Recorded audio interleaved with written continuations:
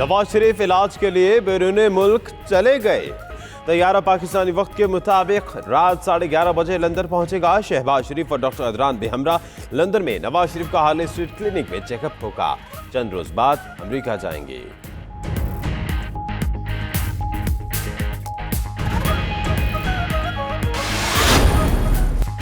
हुकूमत नवाज शरीफ से मुतल्लिक अदालती फैसले के खिलाफ फौरी अपील नहीं करेगी। फरोग नसीम कहते हैं अपील का हक महफूज रखते हैं। जिस मामले में गुंजाइश मौजूद ना हो उस पर अपील नहीं करनी चाहिए। लाहौर हाई कोर्ट ने अभी जनवरी में मैरिट पर फैसला देना है। मुल्क में इलाज मुमकिन ना हो तो बैरून मुल्क इलाज कराना किसी भी कैदी का हक है। आसिफ जरदारी ने बाहर जाने की दरख्वास्त दी तो मैरिट पर देखेंगे।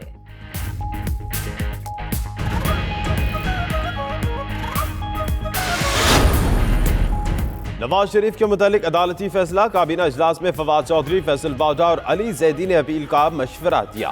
फवाद का नवाज शरीफ के बैरून में रवानगी पर तंज, बोले मुझे क्यों निकाला से मुझे जल्दी निकालो का सफर बहुत जल्द तय हुआ।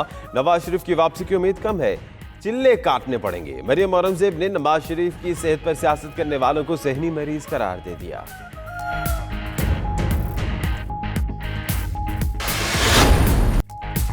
बदल रहा है रुख हवाओं का, क्या बेतसाब होगा पीटीआई रहनुमाओं का। जावेद इकबाल कहते हैं अब दूसरे महाज पर जा रहे हैं। कोई ये ना समझे कि हुक्मरान जमात है तो बरीउल जिम्मा है। एहतसाब यकतरफा होने के तासुर का अजाला करेंगे। जिन्हें आए कुछ माह हुए हैं उनके मुकदमात भी देखेंगे। ढील होगी ना डील और ना ही कोई एनआरओ।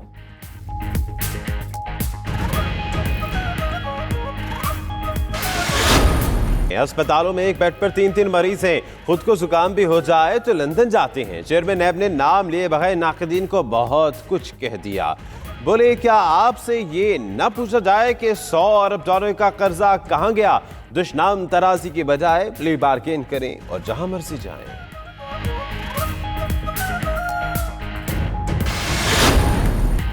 वज़ीर आज़म इमरान खान से DGISI लेफ्टिनेंट जनरल फैज़ हमीद की मुलाकात। कौमी सलामती से मुतल्लिक अमूर पर तबादला ख्याल किया गया। एलामिया वज़ीर आज़म ऑफिस के मुताबिक इमरान खान और DGISI की मुलाकात वज़ीर आज़म ऑफिस में हुई।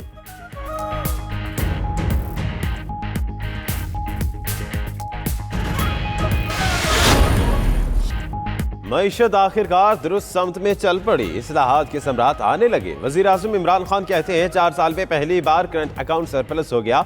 गुड्स एक्सपोर्ट में इजाफे पर एक्सपोर्टर्स को मुबारकबाद देते हैं।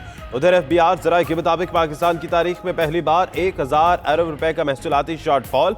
रवा माली साल का हदफ 4500 अरब तक कम होने का इम्कान।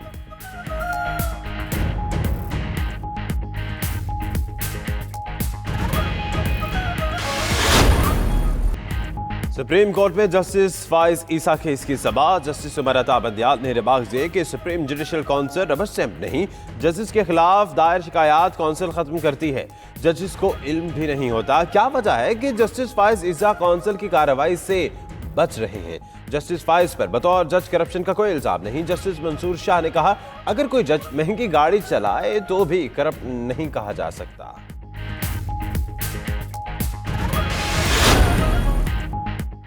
इस्लामाबाद वैसे ही नहीं गए और वैसे ही वापस नहीं आए। फजलुर रहमान का कहना है हुकूमत की जड़ें कट चुकी, चूल्हे हिल चुकी। नाअहल और नाजायज हुकूमत का जल्द खात्मा होगा। ये बैरूनी आकाओं का एजेंडा मुसल्लत करने आए थे। सिलाई मशीन की कमाई 70 अरब तक पहुंच गई। सिंध काबीना में तोसी, बंदा अली लखारी और जावेद नायाब लखारी वज़ीर आला के मावनीन खुसूसी मुकर्रर। पोंजो भेल भी मावन खुसूसी और शहजाद मेमन कोऑर्डिनेटर तैनात। उधर बिलावल भुट्टो सिंध के वज़रा पर बरहम कहते हैं वज़रा को मंशूर की फिक्र है ना ही पार्टी इमेज का ख्याल। वो किबला दुरुस्त कर लें, मजीद बर्दाश्त नहीं किया जा सकता।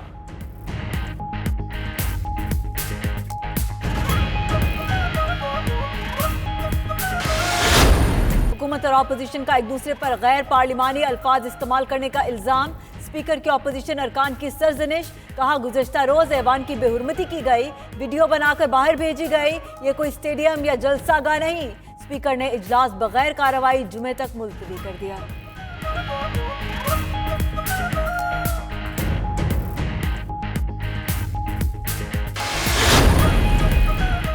Army chief general Qamar Javed Bajwa की ईरानी सदर हसन रूहानी से मुलाकात, दो तरफा ताल्लुकात समेत खित्ते की सूरत हाल पर तफसीली गुफ्तगू। ईरानी सदर ने खित्ते में अमन इस्तेहकाम के लिए पाकिस्तान के किरदार को सराहा। आर्मी चीफ की दौरे ईरान में ईरानी हमनसब और सेक्रेटरी सुप्रीम कौमी सलामती कौंसिल से भी मुलाकात।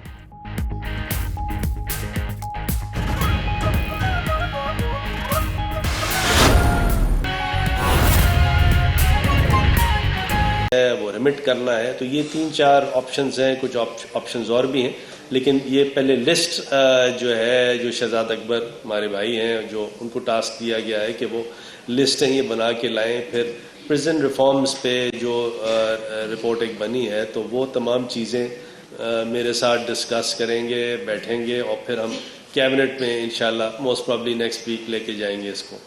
और तीसरी बात अब आ जाती है नवाज शरीफ साहब की, और नवाज शरीफ साहब में ज़्यादातर लोग यही पूछ रहे थे कि आप जो interim order Lahore high court ने पास किया है, कि आप उसकी अपील करेंगे या नहीं करेंगे।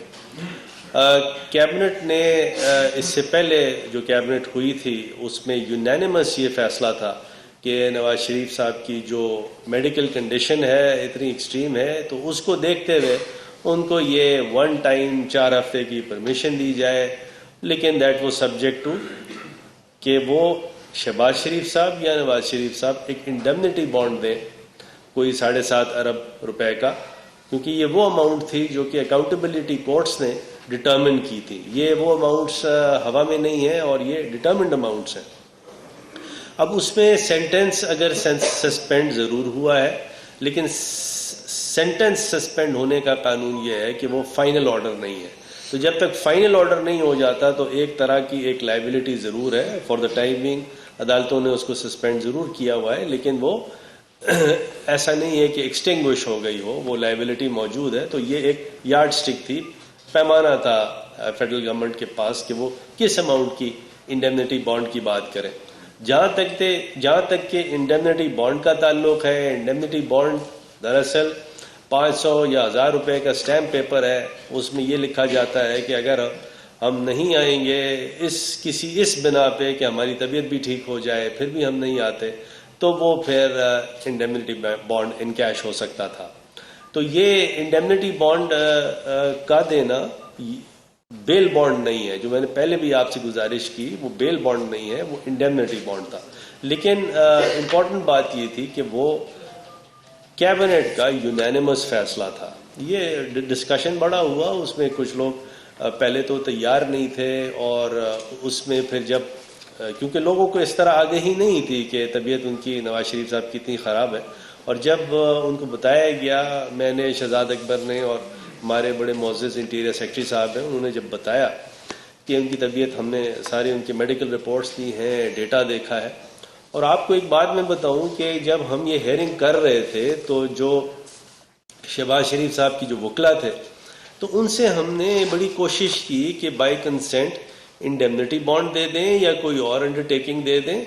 तो उन्होंने हमसे ये कहा कि हम कोई भी किसी किस्म की अंडरटेकिंग नहीं देंगे, लेकिन अदालत के सामने जाके उन्होंने उस अंडरटेकिंग को, जो इंडेमनिटी बॉन्ड ना सही लेकिन किसी और अंडरटेकिंग को मान लिया। तो एक्चुअली थोड़ी सी सियासत इसमें नहीं करनी चाहिए थी। हमने तो इसको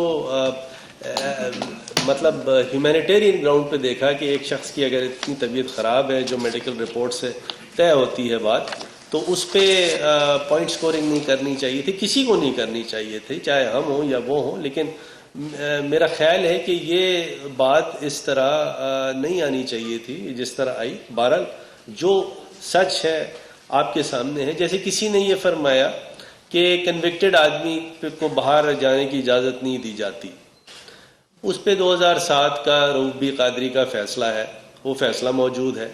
किसी ने फिर ये भी फरमा दिया कि इंडेमनिटी बॉन्ड की शर्त तो गैर आईनी है, गैर कानूनी है। उस पे 2004 का जहांगीर बदर साहब का लाहौर हाई कोर्ट का फैसला है, जिसमें यह लिखा हुआ है कि मुतअद्दिद बार बॉन्ड्स पे लोगों को छोड़ा गया, बाहर जाने दिया गया, और जहांगीर बदर साहब से भी उस वक्त 2 लाख रुपए का इंडेमनिटी बॉन्ड लिया था। तो ये अगर स्टडी कर लिया करें, फिर बताया करें, मेरी रहनुमाई करें। मैं भी कोई हरफ आखिर नहीं हूँ, छोटा वकील हूँ, लेकिन कोशिश करता हूँ लिख पढ़ के बात करूँ। गलती भी हो सकती है, ज़रूरी नहीं है कि हमेशा सही चीज़ इंसान हम गलती हो सकती है, लेकिन ये जब लाहौर हाई कोर्ट में ये मामला गया तो लाहौर हाई कोर्ट में अभी मेरिट पे कोई फैसला नहीं है। मेरिट पे फैसला जो है वो जनवरी में होना है। ये इंटरिम ऑर्डर एक दिया गया और हमारे वकला ने उसमें कंसेंट नहीं दी। अदालत ने कोशिश की कि दोनों से कंसेंट लें, हमारा वर्जन भी लें, उनका वर्जन भी लें।